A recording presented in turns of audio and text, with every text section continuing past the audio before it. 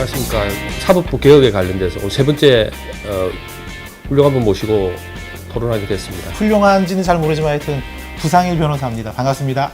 제가 이렇게 좀 띄워드리려고 그랬는데 우리 부상일 변호사님은 그 이름에서 딱 드러나다시피 제주에서 몇 안 되는 인재 중에 한 분이시고 검사도 하셨고 서울대 법대 나오셨습니다. 우리나라 몇 안 되시는 분인데 지역에서 지금 좋은 일도 하고 계시고 이제 변호사업도 하고 계시고 조야의 여러 가지 발본 넓으신 분인데 이렇게 모시게 됐습니다.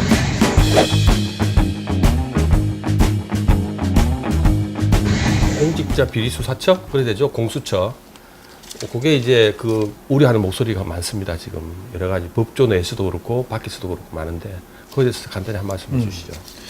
공수처에 대해서 간단히 말을 하면 오해가 좀 많이 생겨서 부득이 제가 조금 좀 길게 얘기해 예, 아주 좋습니다. 얼마든지 여기는 얘기할 수 있는 자리니까요. 예. 우선 공수처가 필요하냐 필요하지 않느냐는 결국 사회, 그러니까 우리 사회에서 그러한 수사 대상이 될 만한 사람들의 비리가 얼마나 심각하느냐, 이게 이제 다른 사회하고 어떻게 차이 있느냐의 문제일 거예요. 물론 이제 부패 지수가 우리나라가 낮은 편은 아닙니다. 높죠. 네. 그런 측면에서 공수처가 필요하다 그러면은 그걸 반대할 사람은 사실 없겠지만 이 공수처가 가지고 있는 기능이 수사 기능에 한정될 것이냐, 저는 그렇게 보지 않아요. 그 예를 들어서 이번 문무일 검찰총장이 이 청문회 할 때도 아마 잠깐 나왔던 얘기라고 알고 있는데, 검찰이 범죄 정보를 수집하는 기능 그걸 좀 줄이겠다 이런 말을 했단 말이에요. 수사를 하려면 범죄 정보가 아주 중요합니다. 그렇죠. 예. 근데 공수처의 수사 대상은 모든 정치인, 판검사, 그 다음에 총리를 비롯한 상급 이상의 공무원, 대통령도 포함이 될 거예요. 아마. 네, 그렇죠. 물론 이제 대통령이 소출을 당하지 않기 때문에 좀 다른 문제긴 있습니다만은, 그러면 그 사람들을 일상적으로 관찰하고 정보 수집을 해야 되는 거예요. 그렇죠. 그럼 국정원이 국내 정치에 관여하지 않아서 국내 정보 수집 기능을 없애겠다 뭐 이렇게 얘기했는데, 그럼 그 기능이 어디로 가는 겁니까? 공수처로 가는 거 아니에요? 그렇죠. 네. 그럼 뭐 민간인 사찰은 안 되지만 공무원 사찰은 되는 건가요? 저는 그렇게 생각하지 않습니다. 그래서 그런 측면에서 공수처가 수사 기능을 얘기하는 것만으로 공수처의 기능을 생각하면 그거는 진짜 공수처가 가지고 있는 막강한 정보력, 그걸 놓치고 있는 거죠. 그렇죠. 그런데 이 불행하게도 이번에 발표된 내용에는 그런 부분이 싹 빠져 있어요. 그러니까 논란이 될 만한 것들을 빼서 발표한 것이라고 생각하지는 않습니다. 예. 근데 그거를 그 위원분들, 그러니까 검찰 개혁을 하겠다는 그 위원회에 소속된 분들이 그러한 걸 알고서 했는지는 잘 모르겠지만 사실 어떤 조직이든 생기면 그렇게 간다는 겁니다. 그렇죠. 그런 측면에서 공수처는 과거에도 반대로 인해서 하지 못했던 것처럼 지금 그 전체적인 환경이 전 달라졌다고 생각하지 않습니다. 거기다가 요번에 개혁안 중에는 견제 장치가 부족하다. 그렇죠. 예. 네. 그다음에 정치적 중립성과 독립성을 막을 만한 장치가 없다. 그다음에 수사권 우선권 있잖아요. 경찰과 1차 수사기관인 검찰과 경찰이 겹칠 때 수사권 우선권을 갖는다라는 것도 어찌 보면은 다 지금 공수처를 거치고 다른 수사기관 넘어간다는 걸로 들리긴 하는데요. 이 부분에 우려도 상당히 있습니다. 어떻게 생각하세요? 우선은 그 수사를 개시하고 종결하고 기소를 할 수 있는 권한을 공수처가 다 갖는데, 아까 말씀하셨던 다른 기관에서 수사하다가 이게 예를 들어 뭐 범죄로 수사를 받는 피의자가 여러 명인데 그 중에 한 사람이 상급 이상의 공무원이다. 그러면 이 사건을 공수처가 가져가겠다고 하면 줘야 돼요. 줘야 되죠. 그럼 나머지 사람들은 어떻게 되느냐의 문제가 있죠. 근데 당연히 수사를 검사한테 받든 경찰한테 받든 공수처에 있는 뭐 검사한테 받든 뭐 수사를 받는 입장에서 다 똑같은 것이 아니냐 이렇게 생각할 수 있지만 그게 그렇지 않습니다.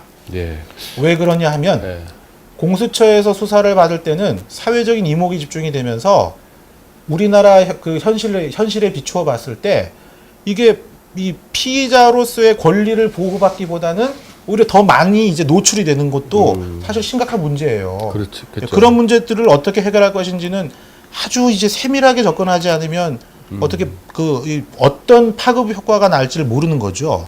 그런 부분에 대한 검토나 연구가 사실 전혀 안 돼 있습니다. 일선 검사 해보셨잖아요. 예. 지청도 다니시고 물론 이제 그러면서 지역에서 인권도 보호하고 훌륭한 검찰로서 하시는 걸로 지금 알고 있습니다. 노력 많이 했습니다. 예. 근데 제가 이거 보니까 자, 기업을 다루는 부서가 특수부죠. 그렇죠. 예. 근데 예를 들면은 기업과 정치인이 떼놓을 수 없는 사건들이잖아요, 원래. 그렇죠. 그러면은 기업인 조사를 특수부가 해왔었는데 공수처가 생기면 이제 모든 게 공수처로 가서 약간 특수부의 뭐랄까 특수부면 그 검찰이 꼬치라기도 하고 하는데 예, 예, 예. 그 기능이 제대로 작동되지 않을 거라는 예. 우려도 뭐 저 개인적으로 갔는데요. 전문가가 아님에도 불구하고 그런 잘 우려 벌써 보셨어요. 생각되는데. 잘 보셨어요. 그러니까 예. 지금 이 정부가 이제 시작되면서 공수처 논의하고 그 연결되는 게 아까 딱 그 네. 말씀이신데 사실 예. 공수처가 얘기되자마자 바로 나오는 얘기가 예전에 대검에 있었던 중앙수사부 예, 중수부. 그거하고 똑같은 예, 것이 아니냐라는 그렇죠. 얘기가 예. 나와요. 네. 그런데 이 앞단의 것을 한번 살펴볼 필요가 있습니다. 문무일 검찰총장이 취임을 한 이후에 네. 형사부 검사의 역량을 강화한다고 하고 네. 특수부를 줄이기 시작했어요. 네. 그렇죠. 아까 말씀하신 거하고 딱 맞아 떨어지는 네. 겁니다. 그러니까 이게 뭐 서로 이제 악의를 맞췄다 이런 얘기를 드리는 게 아니라 그거하고 연결되는 것이 어떻게 이렇게 오비락처럼 딱 맞아 떨어지느냐. 네. 예, 이게 의도적인 것이 아니라 하더라도 참 그 맞아 떨어지긴 하네. 그래서 더 우려스러운 거예요. 예. 견제 장치가 없기 때문에. 맞습니다. 그래서 검찰도 어저께 부랴부랴 했는지 모르지만 계산됐는지 모르지만 자기 몫을 내겠다라는 취지인지 모르지만 검찰개혁위원회를 띄웠어요. 검찰총장 직접 나서가지고 이렇게 여러분들을 모셔서 한 거 보고 자 이제 검찰과 실제 이제 검찰개혁위원회와 그 힘겨루기가 또 됐지 않았냐. 나는 이게 우려스러운 게 어떤 부분에 대해서 이런 것들을 좀 일목요연하게 국민들한테 조금 편하게 이거 진짜 진정성 있게 그동안 권력기관이 검찰과 붙어서 국민들이 이해관계와 상관없이 자기들끼리 권력을 누르지 않냐 이런 부분에 대해서 해소시키는 차원에서 공수처라고 한다면 좀 뭔가 좀 정리된 얘기들이 나왔으면 좋겠는데 기관별로 자기 목소리를 내기 시작한다. 시간도 걸릴 것이고 이런 우려들이 많습니다. 어쨌든 좀 걱정하시는 분들은 이게 뭐 메모드급이다.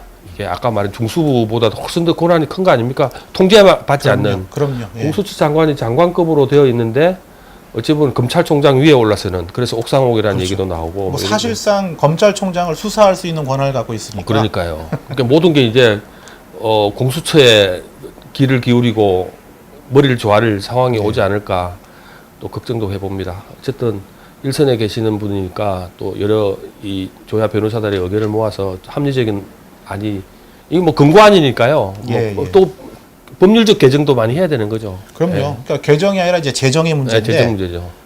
우리나라는 헌법상 행정부도 법률안을 제출할 수 있는 권한이 있습니다. 네. 예. 그래서 이제 국회에서 사실 이 논의가 광범위하게 있어야 그게 바람직할 텐데 제가 지금 볼 때는 법무부에서 법안을 낼 가능성이 높아요. 이게 검찰개혁위원회 검찰법원 하는 이 조정냈던 거죠. 이 근거안이라는 게. 그렇습니다. 예, 예.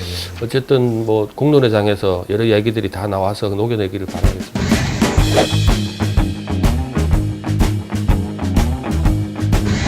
다음에 뭐 변호사님이 계시고 있는 검찰개혁에 대한 방안이 공수처 말고 뭐 하실 말씀 있으면 좀 해주시죠. 검찰개혁 방안.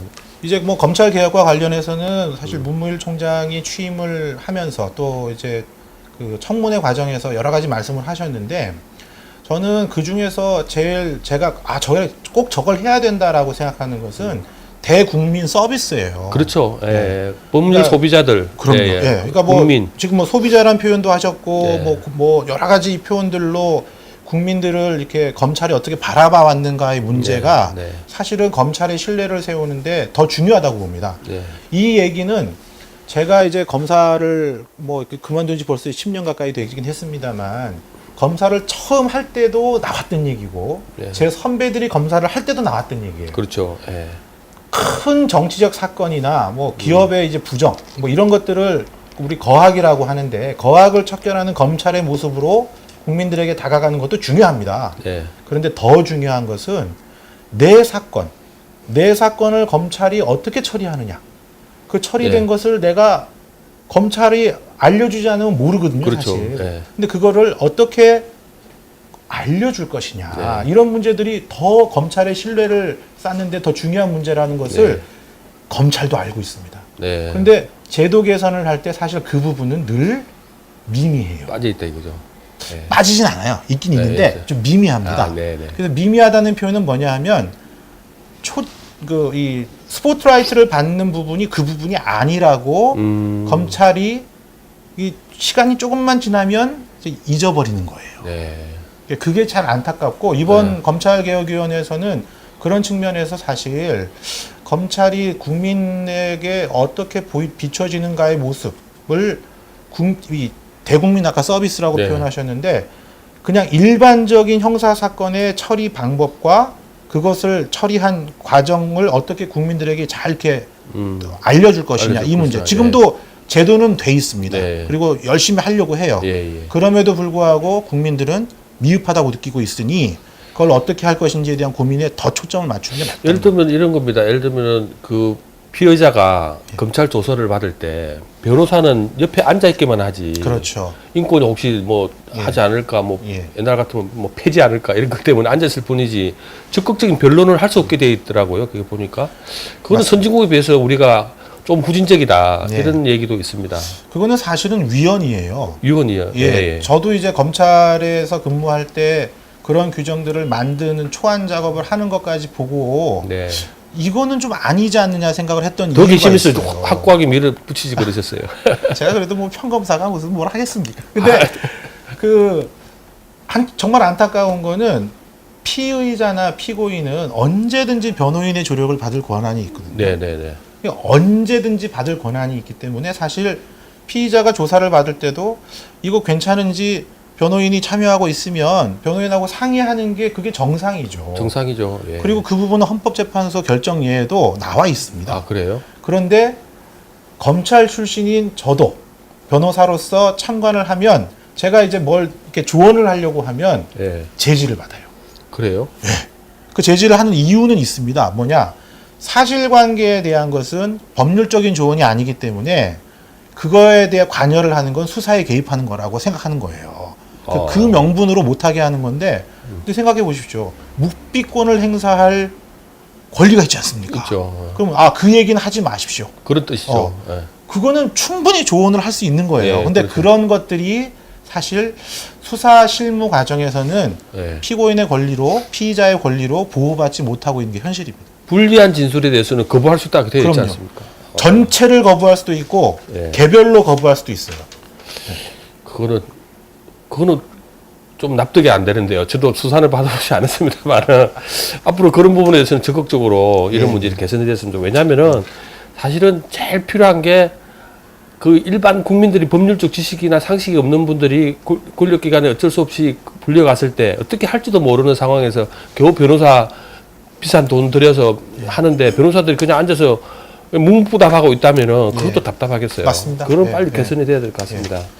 그래서 뭐 시간이 허락된다면 네, 괜찮습니다. 사실 예. 그런 측면에서 아까 검찰개혁위원회 얘기하셨는데 법원하고 서로 연결해서 해야 될 것이 하나 있습니다. 우리나라가 이 IT 강국이어가지고 민사소송, 행정소송, 가사소송 네. 또 이제 각종 이제 뭐 보전소송이라고 하는 거 뭐 가처분이나 가압류, 네. 압류하고 이런 것들 그것들이 전부 다 전자소송화가 돼 있어요. 아, 전 세계에서 아마 이런 나라가 없을 겁니다. 예. 그러면 얼마든지 그런데 빠르게 볼 수 있네요. 그럼요. 예. 형사소송은 그렇게 안 돼 있어요. 여러 가지 이유가 있습니다. 물론 저도 네. 그걸 알고 있습니다. 근데 형사소송과 관련해서 수사기록이 변호인이 사건을 선임을 했을 때 수사기록을 접근을 하려면 어떤 식으로 지금 돼 있냐면 우선은 수사기록이 아직 법원에 제출이 안 돼 있으면 검찰에 있을 때 검찰에다가 열람조사 신청을 해요. 네. 그러면 이제 열람조사 신청을 하면 예약을 합니다. 네. 언제 와서 해가라. 네. 근데 선임이라고 하는 게 내일 당장 딱 재판을 받는 사람이 오는 경우도 있어요. 아, 그럴 수 있죠. 네. 예. 그러면 기록을 볼 기회가 기회가 없는 없는 거예요. 거죠. 근데 형사기록을 전자소송화하게 되면 사실 그 준비는 다 돼 있어요. 네. 경찰 단계에서부터 그 피의자 신문이든 뭐 진술조서를 작성하든 하면 그게 다 사법 이 전체 시스템 안에서 볼 수 있는 기술적인 토대는 지금 마련이 돼 있습니다. 그렇겠죠. 지금 예. 네. 그리고 그거를 따로 전자 운영하고 분석하게 있어요. 돼 있으니까요. 예, 따로 운영하고 있어요. 그러니까 검찰과 경찰은 연결이 돼 있어요.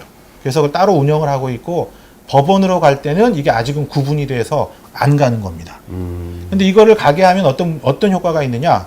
우선 국선 변호인들이 그 급하게 이제 선임되는 경우가 종종 있어요. 그렇겠죠. 그러면은 그 수사 기록을 열람할 수 있는 효율성이 지금보다 이제 엄청나게 좋아지는데 그렇죠. 예. 그게 국민의 권리를 보호하는 첫 번째라는 그렇죠. 거예요. 첫 번째.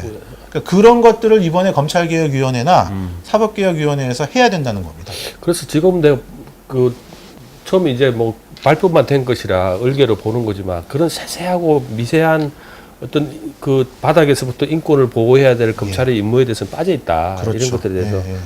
앞으로 계속 논쟁이 됐으면 좋겠습니다. 전문가도 자주 모시겠습니다.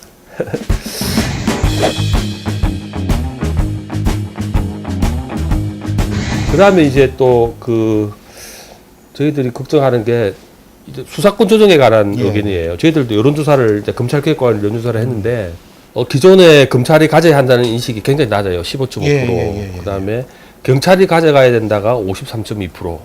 그 다음에 제3의 기관에 줘야 된다는 의견이 19.1%. 실제로 이거는 제3의 기관이나 예. 경찰이 가야 된다는 논리가 훨씬 높은 예. 겁니다. 수사권 조정에 대해서는 가지고 계신 생각이 있으면 말씀해 예. 주시죠. 수사권 조정의 문제를 얘기할 때 네. 우리가 이제 어떤 이 주제를 가지고 얘기할 때 그 주제에 이렇게 뭐 함몰된다고 하는 표현을 쓰는 경우 있지 않습니까? 네. 수사권 조정의 문제가 딱 그런 것 중에 하나예요. 수사권이라고 하는 것을 사람들이 지금 현재 제도에서 경찰, 검찰, 그 다음에 이제 뭐 특별사법경찰관이라고 네. 그런 이제 특사경이라고 줄여서 네. 얘기하는데 그렇게 갖고 있다는 것을 알고 있기 때문에 그 안에서의 권한 분배를 생각하는 거예요. 네. 근데 저는 그렇게 보면 이거는 답이 잘 안 나와요. 오히려 위험한 경우가 더 많이 발생합니다. 예를 들어 경찰에게 수사를 맡겨야 되는 게 아까 50%가 넘는다고 하셨는데 네. 그럼 경찰에게 수사를 맡긴다고 하면 그러면 늘 나오는 얘기가 두 가지가 있어요. 네. 하나는 좀 치사한 얘기입니다. 네. 경찰이 아직 그 정도 능력이 안 된다. 네. 이렇게 얘기하는 좀 그건 좀 치사한 얘기죠. 네. 근데 두 번째는 의미가 있어요. 그럼 그렇게 막강한 수사력을 가지고 있는 경찰을 누가 통제하느냐? 네. 이 문제가 있습니다. 네. 그러면 그 통제를 어떻게 하느냐 하면 한다는 그 얘기 때문에 그 다음 얘기가 요 틀 안에서만 또 나오는 거예요. 네. 뭐 그러면 검찰이 걸려야 된다. 뭐 아까 같이 뭐 공수처가 해야 된다. 뭐 이렇게 얘기가 네. 나오는 거죠. 네. 그렇게 가면은 답이 제대로 된 답인지 아닌지 저는 자신이 없어요. 오히려 지금 이제 헌법 개정과 지방 분권 얘기를 많이 하고 있지 않습니까? 네. 우리나라 경찰이 수사권을 갖느냐 마느냐의 문제가 경찰 제도와 관련해서는 어떤 의미가 있는지를 살펴보는 게 더 중요하다고 그렇죠. 보는 겁니다. 네.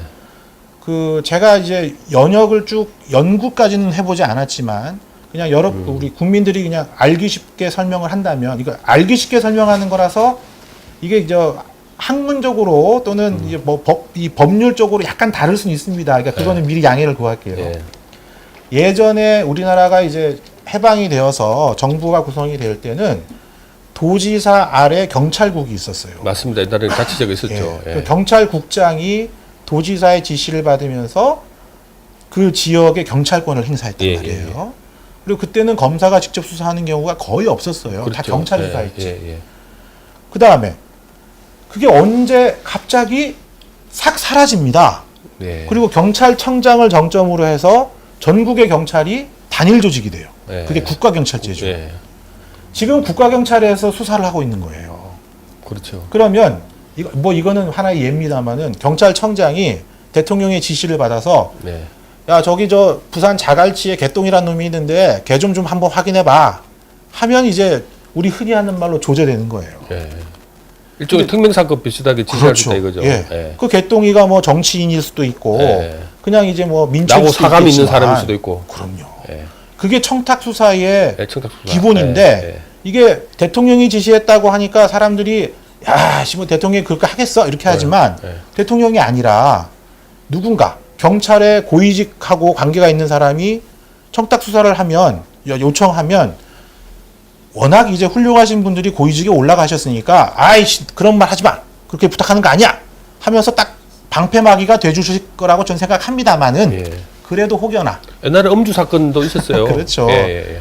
그래서 아까 제가 말씀드린 것 중에 중요한 거 지방분권화 시대에서 경찰의 수사권 문제, 검찰과 경찰의 수사권 조정 문제를 봐야 된다는 겁니다. 그렇죠.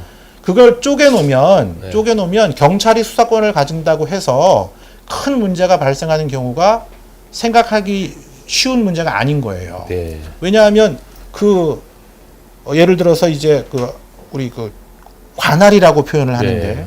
하나의 관할과 다른 관할을 이게 관통해서 그러니까 연결이 되어서 벌어지는 범죄는 그거는 국가 경찰이 수사하는 게 맞아요. 일종의 연방 성격 같은 그렇죠, 경찰이. 그렇죠. 예. 그러지 않은 것들은 그 지역의 자치 경찰이 수사하는 게 맞다는 겁니다. 그러면 국가 경찰과 자치 경찰이 서로 견제를 할 수밖에 없어요. 네, 그렇죠. 예. 그러면 검찰이 굳이 경찰을 들여다보면서 견제하는 그 노력을 지금보다는 훨씬 덜해도 되죠. 그럼 실질적인 자치 분권 시대가 돼야 된다. 그렇습니다. 그러니까 예를 들면 지금 교육 자치, 경찰 자치 문제인데 아직 경찰은 자치제가 아니죠. 제주도 계시니까 조금 약간은 제주도 특별법에 그렇죠. 따라서 거기는 지방 경찰이 있는데요. 자치 경찰이 예. 있는데 그 권한이 지금의 국가 경찰의 권한 분배와 연결이 되었을 때 수사권 조정 문제에서 경찰이 수사를 하는 것에 대해서는 저는 찬성이에요. 네. 검사가 수사하는 것은 오히려 줄이는 게 맞다. 네. 그래야 아까 말씀드린 검찰의 대국민 서비스가 네. 더 강화되고 좋아진다는 겁니다. 예. 그렇게 가야지 검경의 수사권 조정 문제만 가지고 보면 그러면 늘 그냥 쳇바퀴 도는 거예요. 그리고 우리 흔히 하는 말로 좀 치사한 일만 벌어지죠. 그러면 이참에 아예 자치 경찰제를 도입하자. 그럼요. 예. 전면적으로 도입하는 게 좀 맞다. 맞다고 봅니다. 그리고 국가 경찰의 상당수를 네. 자치 경찰로 이관하는 것도 같이 벌어져야 되는 문제라고 보고요. 네. 그거는 사례가 하나 있죠. 해경을 없애면서 네, 그렇죠. 우리 육경이라고 이제 해경에 반해서 이제 육경이라는 표현을 썼는데 육경으로 이제 전입을 시키지 않습니까? 네. 그러니까 경찰 조직을 그렇게 이제 쪼갠다는 표현이 어떨지 모르겠습니다만 역할을 나누고 네. 본인이 원하는 쪽으로 분배를 하는 것. 그거는 권한의 분배가 자연스럽게 되는 거라고 저는 생각을 해요. 예, 어차피 이참에 수사권을 조정하니 많이 하기보다 예. 수사 단계를 하나 지역에 자치제를 둬서 더 하자는 것이 저는 이게 19.1%라고 나왔죠. 제3의 기관이라는 게 일종의 미국 FBI처럼 이런 건데 그러면 이걸 좀 약간은 제도적으로 보완을 하면 이 부분도 만족시킬 수 있겠다 싶긴 하네요. 그럴 수는 있는데요. 예. 사실은 제3의 기관이 수사를 한다는 것은 제가 볼 때는 상상이 잘 안 돼요. 일종의 사법검찰 뭐 아까 뭐라 그랬죠? 뭐 예를 들면은 저기 산림 이런 걸 감독하고 특별사법경찰관이 있는데 제도, 예, 그런 그거는 또 약간 좀 다르거든요. 네. 특사경은 행정경찰 작용을 하는 그러니까 행정경찰이라고 표현하면 사람들이 그게 뭐야 이렇게 생각하실 텐데 네. 아주 간단하게 표현하면 사법경찰이라고 하는 것은 과거에 있었던 일을 조사를 해서 네. 범죄가 있었는지 여부를 판단하는 것이고요. 네. 행정경찰은 현재와 미래를 경제 예방도 들어가 그렇죠. 있고 어떤 식으로 이렇게 이끌어가고 또 사전에 이제 우리 뭐 선도라는 표현은 그렇습니다만은 지도를 하는 그러한 역할들 네. 그게 이제 행정경찰이라고 네. 보시면 돼요. 네. 그러면 이제 특별사법경찰관은 원래는 행정경찰 작용만을 해야 되는 역할을 하는 분들인데 하다 보면 과거에 잘못된 것들을 가장 잘하는 위치에 있죠, 이분들이. 그래서 이제 그분들에게 특별히 지방검찰청 검사장이 지명을 하거나 아니면 법률에 의해서 사법경찰권을 갖는 공무원들 이렇게 정해진 게 그게 특별사법경찰관입니다. 기왕에 뭐 그날 얘기 나왔으니까 그 지역 자치경찰은 예. 선거로 뽑는 게 낫습니까? 아니면은 선거로 선출된 도지사가 임명하는 게 낫습니까? 저는 제도적. 임명제가 맞다고 임명제가 봐요. 맞다고. 예, 왜냐하면 전문적인 영역에 선거를 좀 이렇게 더 많이 끼우다 보면 그러면 이제 전문성보다는 다른 쪽에 더 강화가 되는 사람들이 당선될 가능성이 높아지죠. 사실은 그렇죠. 예를 들면 지금 이 교육자치제 아닙니까? 교육감 선거에 한 지역의 교육감 선거에 40억 이상 돈이 들어가요. 예. 근데 그 교육감이 되고 나면 3년 동안 월급 받는 게 얼마 안 돼요. 그 그렇죠. 40억을 생돈으로 가져와서 할 만한 게 없단 말입니다. 이제 그런 선거 제도에 가지는 문제점이 있으니까. 그리고 뭐 예를 들어서 도지사 뽑을 때 미리 런닝메이트로 시고해도 되겠네요. 판단을 할 수 있는 거니까. 그렇습니다.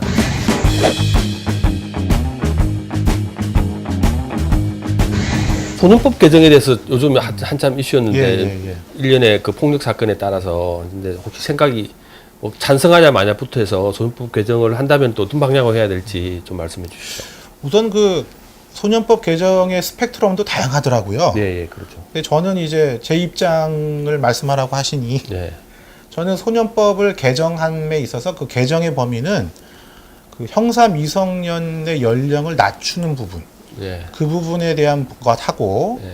그 다음에 이제 소년원의 이제 소년범을 그러니까 우리 흔히 하는 말로 이제 구속이 되거나 예. 또는 그 실형 선고를 받을 만한 성인이었다면 그런 그 소년범들에게 소년원의 이제 단기 또는 네. 장기로 복역을 하게 만드는데 그러한 제도가 조금 더 다양하게 만들어질 필요가 있다. 근데 소년법과 관련해서 여러 가지 얘기를 하는데 그 실상을 잘 모르시는 게 있어요. 네. 소년법을 적용하는 데 필요한 예산이 만만치 않을 텐데도 불구하고 실제로 예산 배정이 많지 않습니다. 그러니까 소년원에 들어갈 만한 친구들, 뭐 이렇게 그 학생들 또는 이제 뭐 청소년들을 어떻게 지도하느냐의 문제는 사실 굉장히 많은 이 시간과 이 노력을 기울여야 되기 예, 때문에 맞습니다. 그만한 비용이 뒷받침이 돼야 되거든요. 예산과 인력이. 그런데 예산이 필요하죠. 정말 그렇게 뒷받침이 안 돼요. 그래서 우리 요새 하는 말로 열정페이를 전문가들이나 지역의 어르신들한테 요구하는 겁니다. 그래서 뭐 검찰청 같은 경우에는 범죄 예방위원들이 네. 소년원이나 이런 데 가가지고 이게 뭘 이렇게 하도록 하는 네. 걸 하는데 제가 볼 때는 제도화를 우리가 했다라는 표현을 쓸 때는 항상 예산이 뒷받침이 돼야 되는 거. 그렇죠. 근데 예산을 지금까지 어떻게 했는지 반성해야 된다는 거예요. 예. 그게 먼저라는 겁니다. 실질적으로 청소년 범죄를 들여다보면 그 트라우마에 시달렸던 부분, 과거에 부모로부터 폭력을 당했던 적이 있다든지 심리적인 상태가 굉장히 많이 작용을 예, 하고 이게 왜 중요하냐면 미래의 우리의 또 가치 아닙니까? 어른이 됐고 우리 의사결정을 할 사람들이기 때문에 그걸 잘 이렇게 여러 각도에서 다양하게 예. 교육도 시키고 그다음에 심리 치료도 하고 그다음에 또 교육도 훨씬 더 체계적이고 예. 아주 접근적으로 예. 1대1로 교육을 시킨다면 맞습니다. 예산과 인력이 필요한 맞습니다. 그런 노력은 하지 않고 예. 그냥 뭐 사건이 하나 터지면 우두두 그냥 그 법이 좋으냐 나쁘냐로 먼저 판결해서 여론이 들끓는 문제들은 좀 반성의 부분이 있네요. 그 벌써 몇 년이 되긴 했는데요. 예. 기사로 몇 개 그 나왔던 사례들이 있습니다. 예. 프랑스였나? 그 저도 이제 읽은 지가 좀 돼가지고 예. 소년범으로서 이제 그 재판을 받아가지고 네.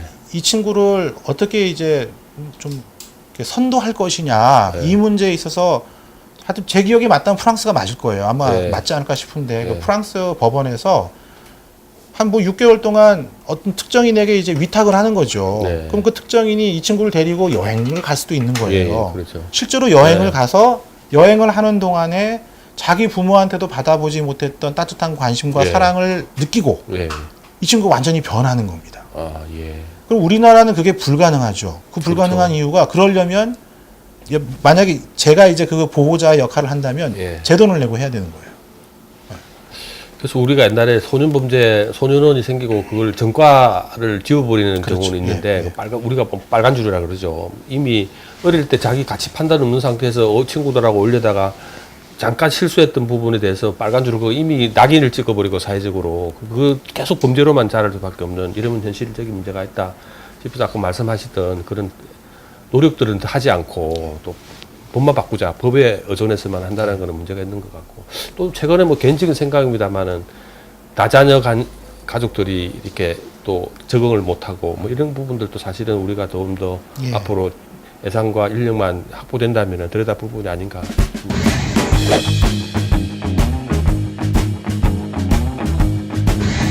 다시 검찰 얘기로 돌아가서 예, 예. 이 검찰이 서야 나라가 사는 거 아니겠습니까?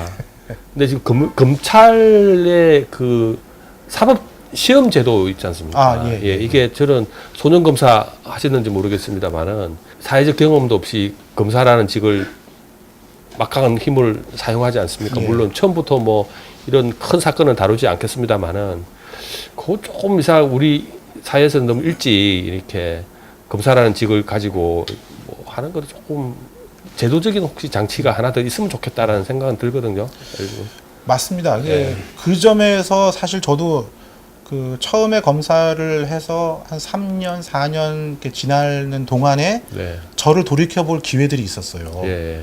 그 저를 돌이켜봤 그 기회가 사실은 변호사를 하면서 돌이켜봤습니다. 예. 그러니까 변호사로서 검찰을 바라보는 눈이 예. 어떤 눈인지를 알고 난 다음에 저의 이제 초임 검사 시절 또는 이제 그 경력 검사가 좀 덜 됐을 때의 제 모습을 돌이켜 보면 아까 말씀하셨던 그 우려가 예. 그 현실적으로 벌어지는 일이라는 걸 저도 느낀 겁니다. 예. 그럼 이제 아우 인생 잘 살아야겠다 앞으로라도. 네. 자기 반성을 하기가 쉽지 않으신데 그래도 여러 가지 생각을 많이 하셨네요. 그러니까 그 사이에 처리하는 사건이 워낙 많아서 예. 그 기억이 나는 사건들이 있거든요. 예. 그러면 그 사건 그 좀 더 잘할 걸. 그 피의자가 얼마나 억울했을까. 예. 그렇죠. 제가 그 사람이 죄가 없는데 뭐 기소를 했다 이런 잘못이 아니라 그런 반성이 아니라 그 사람이 그때 얘기하는 것을 사실 한 번 더 들어주고 한 번 더 조사를 하는 것이 그 사람의 억울함을 굉장히 없앨 수 있는데 네. 내가 그때 그렇게 못했다라는 걸 이제 알게 되는 겁니다. 근데 사실 그게 그만큼 저도 경험이 쌓이니까 그 생각을 하는 그렇죠. 거거든요. 그제서야. 예, 근데 경험이 없는 그러니까 뭐 30대 초반, 네. 30대 막 들어가는 그 검사로서는 우모 검사는 생각을 못 하는 거죠. 대학교 3학년 때 됐다니까요. 예.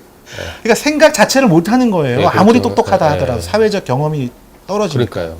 그래서 그런 측면에서는 검찰이 그 스스로 이제 그 제도 개혁을 좀 했었어요. 예를 들어서 6개월간 신임 검사가 네. 경력 검사 밑에서 같이 이제 15로? 사건을 어떻게 해야 네. 되는지 네. 15하고는 다릅니다. 또 다릅니까? 예, 그러니까 네. 15는 사법연수원 때 이제 뭐 과거에는 한 6개월, 또 뭐 4개월, 2개월 이런 식으로 이렇게 조금씩 줄어들긴 했는데 그렇게 하는 게 15고 이거는 검사예요. 검사고 검사로서의 모든 권한을 행사할 수 있지만 예. 내부적으로 이제 도제 교육을 하듯이 그래서 음. 경력 검사 방에 그 신임 검사를 배치를 해서 거기서 한 6개월 정도는 보고 배우게 하는 거죠. 근데 저는 그런 측면에서 요새 팀제 수사를 많이 한다고 하지 않습니까? 예. 그러니까 팀제 수사를 많이 하는 것을 아예 일반화를 시켜서 경력 뭐 3년이나 4년 차 이하의 검사들은 그 팀원으로서 수사를 하도록 하고 예. 그 과정에서 경력 검사들이 이 수사 노하우나 또는 뭐 그게 뭐 맞는 말인지 모르겠습니다만은 인간적인 성숙도 예. 그것도 이제 보여줄 수 있도록 하는 예. 것이 그게 필요하다. 예. 그리고 그게 더 일반화가 된다면 법관인 경우에는 사실 그 이 경력법관제로 완전히 바꾸는 것이 필요하다는 생각을 저는 갖고 있는데 예. 검사는 조금 다르다고 봐요. 검사는 그 이 행정적인 이 조직의 속성도 갖고 있기 때문에 전부 다 이제 경력으로 해버리는 것은 좀 문제가 있고, 그러니까 조직의 역동성이라는 이런 네. 측면에서. 그래서 아까 같이 그런 팀제 수사를 일반화하면서 그 안에서 도제식 교육이라고 우리가 흔히 말하는 그런 경험들을 더 쌓게 만들어주는 게 그게 이제 지금은 필요한 시대가 되지 않았느냐. 좀 선배 변호사가 훌륭해야 되겠네요. 예. 그거 하려면. 또 그렇게 하려면 사실 네. 검찰이 수사 권한을 많이 내려놔야 돼요. 내려놔야 돼요. 예. 그리고 지금 말씀하시다 보면은 많은 일을 처리해야 될 그 수사량이 많습니까? 엄청나게 배당되는 양이. 많습니다. 예. 엄청나게 많습니다. 그러면 전체적인 숫자도 조금은 늘릴 필요가 있다. 숫자는 계속 늘어났어요. 늘어났는데. 예. 사회가 이제 발달할수록 다양해지고. 분쟁의 수도 다양해지지 않습니까? 다양해지죠. 예. 그렇기 때문에 검사의 업무 부담은 크게 줄어들진 않는 거죠. 하여튼 그런 부분에서 이 검찰 개혁이라는 게 늘 우리가 권력과 검찰로만 볼 게 아니라 법과 법률 소비자 그 저 밑에서부터 인권의 사각지대에 있는 분들을 세세하게 살필 수 있는 이런 개혁의 방향으로 가는 게 맞다. 맞습니다. 이런 주장인 것 같습니다. 어쨌든 훌륭한 말씀입니다. 제가 그 마무리하는 말씀을 겸해서 검찰이 서야 나라가 선다. 검찰이 살아야 나라가 산다. 근데 그건 방향이 어떻게 잡느냐가 중요한 것 같습니다. 혹시 이제 마지막으로 변호사님, 예. 뭐 좋은 말씀 많이 계셨지만 내 말씀 마지막으로 해주시죠. 예. 예. 오늘 뭐 주제가 아무래도 법률과 관련된 법제도와 관련된 게 많아서 제가 좀 약간 이제 목소리가 좀 커지고 높아졌는데 예. 사실 법이라고 하는 게 인정사정 없다고 말씀하시는 분이 많잖아요. 근데 저는 이제 법을 지금 뭐 연수원까지 포함하면 한 17년 이렇게 됐는데요. 법에는 눈물이 많아요, 사실. 예, 네, 법 안에는 그렇겠죠. 정말 눈물이 많이 있는데 네. 그걸 왜 국민들이 못 느낄까? 네. 그러니까 거기에서부터 우리 법조인들이 반성이 필요하다. 네. 그 반성의 시작이 그렇게 된다면 그러면 나쁜 일을 한 사람, 착한 일을 한 사람 이렇게 구분하는 것이 아니라 그렇죠. 예, 어떤 사정에서 어떤 일을 했는지에 더 초점을 둘 거라고 봅니다. 그러면 이제 또 우리 법은 사랑으로 이렇게 아, 좋습니다. 법은 사랑으로. 좋습니다. 그렇게 되지 않을까요? 예, 예. 오늘 말씀 감사합니다. 감사합니다. 네, 네.